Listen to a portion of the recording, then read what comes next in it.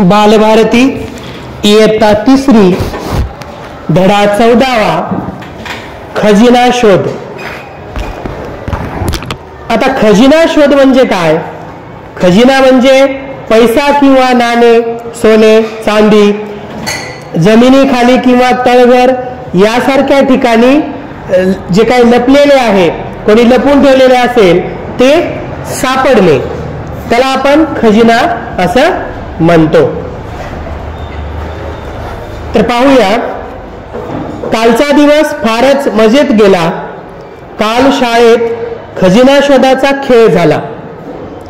त्यामध्ये एखादी वस्तू बाई कुठेतरी लपवतात। एखादी वस्तू बाई कुठेतरी लपवतात। ती वस्तू कुठे लपवली आहे याची माहिती वेगवेगळ्या चिठ्ठ्यांमध्ये लिहून त्या चिठ्ठ्या कुठे कुठे लपवून ठेवतात। मग आपण एक एक चिठ्ठी हुडकत जायचे आणि खजिना शोधायचा। आता हुडकत म्हणजे शोधत, शोधत जायचे आणि खजिना शोधायचा। काल वर्गात आल्या आल्या बाई म्हणाल्या, 6 जणांचे 2 गट आणि 7 जणांचे 2 गट करा। 6 जणांचे 2 गट आणि 7 जणांचे 2 गट, म्हणजे एका गटामध्ये 6 जण असतील, दुसऱ्या गटामध्ये 7 जण असतील, असे 2 गट करायचे। असे कोण म्हणाला? बाई म्हणाल्या। मग त्यांनी खजिना शोधाचे नियम समजावून सांगितले। जे खजिना शोधाचे नियम असतात ते नियम समजावून सांगितले।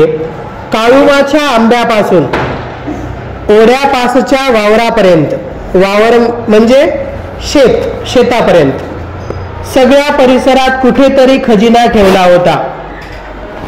आता खजिना कोणत्या परिसरात ठेवलेला होता? काळुमाच्या आंब्यापासून ओढ्यापासच्या वावरापर्यंत सगळ्या परिसरात कुठेतरी खजिना ठेवला होता। बाईंनी सगळ्या संघांना एक एक चिठ्ठी दिली। संघ म्हणजे समूह। पहिली चिठ्ठी सगळ्या संघांना सारखी होती। रोज सकाळी आपण जातो त्या जागेजवळची झुडप म्हणजे कुठे? आम्ही विचार करू लागलो। समजलं? आता या ठिकाणी चित्र पहा। चित्रामध्ये विद्यार्थी चिठ्ठी वाचत आहेत। पाठीमागे त्यांच्या बाई थांबलेल्या आहेत, पाहत आहेत आणि शाळेचं नाव आहे जिल्हा परिषद प्राथमिक शाळा आंबेगाव। समजलं म्हणून चिंगी पळत संडास जवळ गेली आणि तिथल्या झुडपातली चिठ्ठी वाचून धावत परत आली। समजलं असं म्हणताच चिंगी पळत सुटली आणि शौचालय त्या ठिकाणी गेली आणि झुडपातली चिठ्ठी वाचून धावत परत आली। वाचलेली चिठ्ठी परत तिथंच ठेवायची हा खेळाचा एक नियम होता। त्या ठिकाणी चिठ्ठी सापडली, चिंगी पळत तिथे गेली आणि चिठ्ठी वाचून धावत परत आली, कारण वाचलेली चिठ्ठी परत तिथंच ठेवायची होती। हा खेळाचा नियम होता। आमचा संघ शाळेच्या गेट बाहेर आल्याबरोबर बोरवाली आजी म्हणाली, अगं ए शाळा सोडून कुठं चाललंय टोळकं? तर संघ जेव्हा गेटच्या बाहेर गेला तेव्हा त्या ठिकाणी बोरवाली आजी बसलेली होती। ती काय म्हणाली? अगं ए शाळा सोडून कुठं चाललाय टोळकं? टोळकं म्हणजे समूह, संघ किंवा गट। आज शाळा बाहेरच आहे।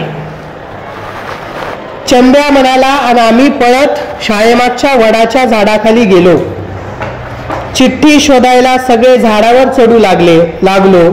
तेवढ्यात आबा म्हणजे चिंगीचे आजोबा ओरडले, ए तुमची झुंड झाडावर चढते की काय?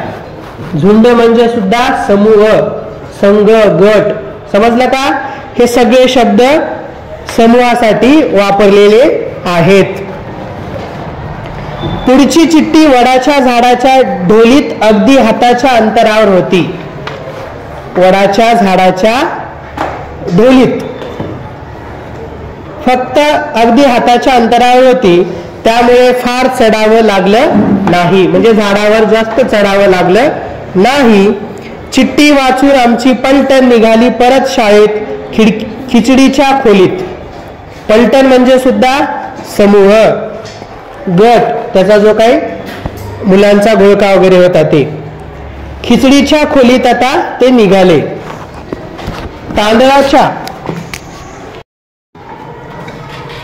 तांदळाच्या पोत्यावाची चिठ्ठी आम्ही वाचत होतो तेव्हा एक संघ संडास जवळच्या झुडपाकडे चालला होता.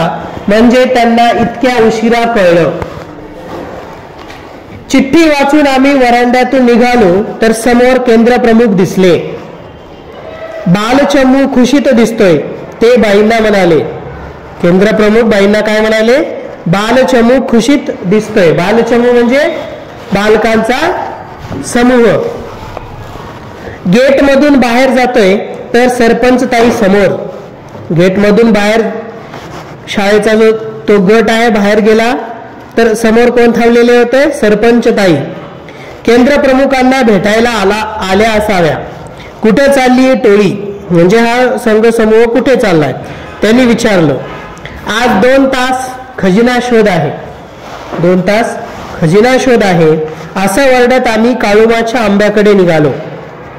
तेवढ्यात ओढ्यापासच्या वावरातून आवाज आला, खजिना सापडला.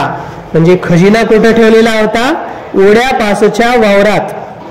तेथून आवाज आला कारण तिथे मुले पोहोचलेली होती आणि तेथून त्यांनी खजिना शोधला आणि खजिना सापडला. आणि खाऊचा डब्बा घेऊन येणारा घोळका दिसला. घोळका म्हणजे सुद्धा समूह. आम्ही पण धावत शाळेकडे आलो कारण खजिना कुणालाही सापडला तरी खाऊ सगळ्यांना मिळणार होता. खजिना कोणाला जरी सापडला तरी खाऊ सगळ्यांना मिळणार होता. अशा पद्धतीनं हा धडा येथे संपतो. शब्दार्थ आहेत हुडकणे म्हणजे शोधणे, वावर म्हणजे शिवार किंवा शेत. तर या ठिकाणी गट, संघ, टोक, झुंड, पलटण, चमू, टोळी, घोळका हे सर्व शब्द समूहासाठी वापरलेले आहेत.